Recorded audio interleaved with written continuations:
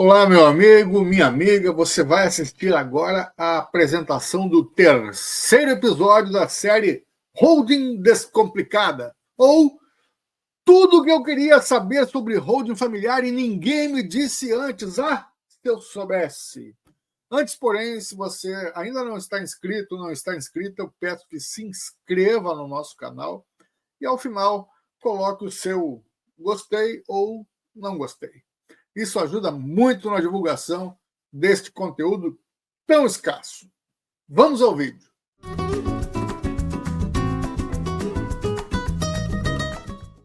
Uma lei liberal outorgada por um Estado centralizador.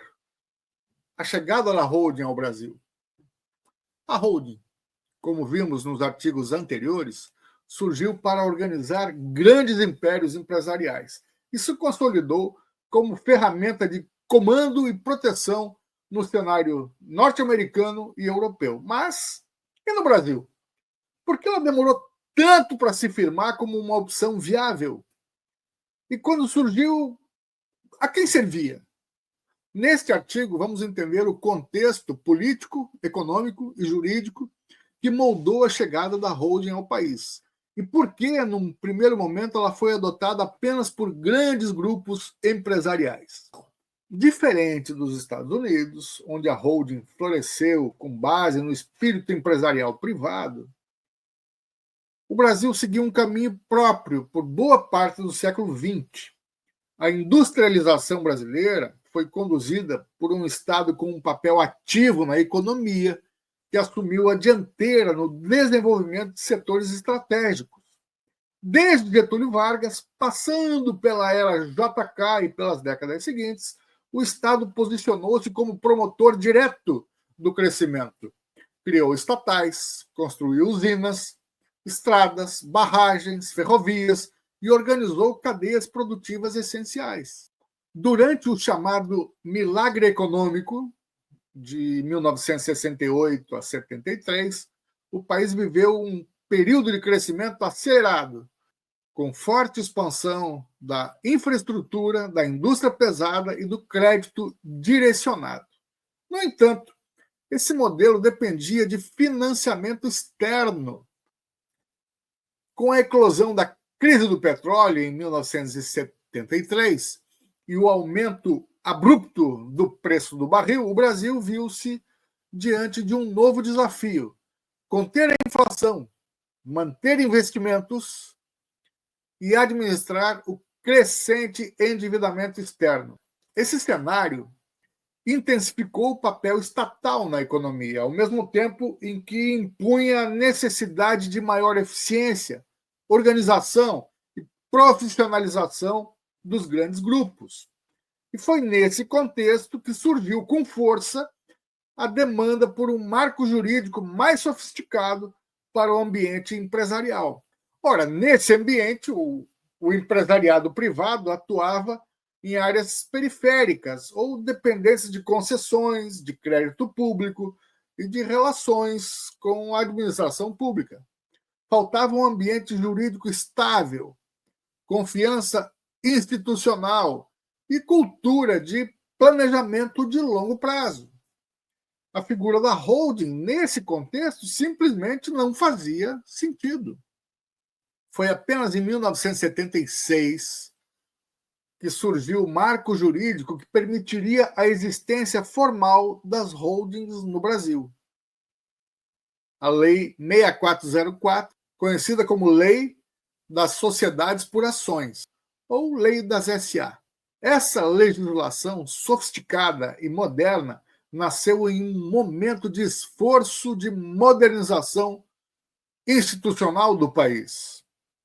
À frente do projeto estava Mário Henrique Simonsen, então ministro do Planejamento e um dos principais articuladores da nova lei. Simonsen tinha uma missão clara: modernizar a economia brasileira e preparar o país para a ampliação do mercado de capitais e da governança empresarial. Missão essa que lhe foi confiada pelo presidente Ernesto Geisel, como parte do esforço de implementação do segundo Plano Nacional de desenvolvimento. Inspirada no direito societário europeu e norte-americano, a Lei das SA trouxe conceitos como governança corporativa, proteção ao acionista minoritário, relações de controle e transparência contábil. Pela primeira vez, o Brasil passava a ter um arcabouço normativo compatível com a existência de empresas que detinham participações em outras. Exatamente o conceito de holding. Apesar da sofisticação da lei das SA, a adoção das holdings como instrumento de governança e organização ainda encontrou obstáculos relevantes. Um deles foi a desconfiança de parte do próprio Estado. Por décadas, a Receita Federal e alguns tribunais viam com reservas as reestruturações societárias que envolviam holdings, muitas vezes confundindo planejamento patrimonial legítimo com fraude fiscal ou simulação. E isso criou um ambiente de incerteza que inibiu a disseminação dessa prática fora dos grandes grupos. Além disso, o modelo brasileiro de abertura econômica nos anos de 1990, com privatizações e fusões transnacionais, contribuiu para consolidar o uso das holdings como instrumento societário. E a estrutura passou a ser também reconhecida em decisões judiciais como legítima, autônoma e eficaz para fins de governança, sucessão e proteção de ativos, especialmente nos tribunais superiores.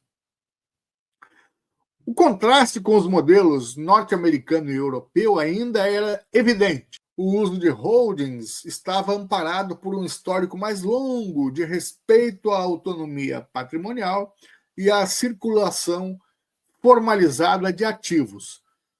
Já no Brasil, o caminho foi mais lento, mas a base jurídica foi lançada. Com a nova lei, grandes grupos econômicos brasileiros começaram a se reorganizar. Conglomerados industriais, bancos e empresas de infraestrutura passaram a usar holdings para concentrar o controle, facilitar reorganizações societárias e buscar eficiência tributária.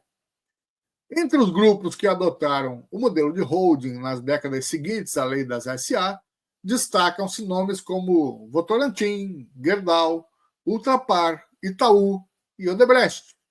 Cada um, à sua maneira, usou a estrutura para concentrar o controle de diversas subsidiárias, facilitar a sucessão familiar e aprimorar a governança. A holding deixava, assim, de ser uma abstração jurídica para tornar-se o vértice do poder empresarial no Brasil. Mas tudo isso acontecia em um nível elevado, inacessível à maior parte das famílias e empresários comuns.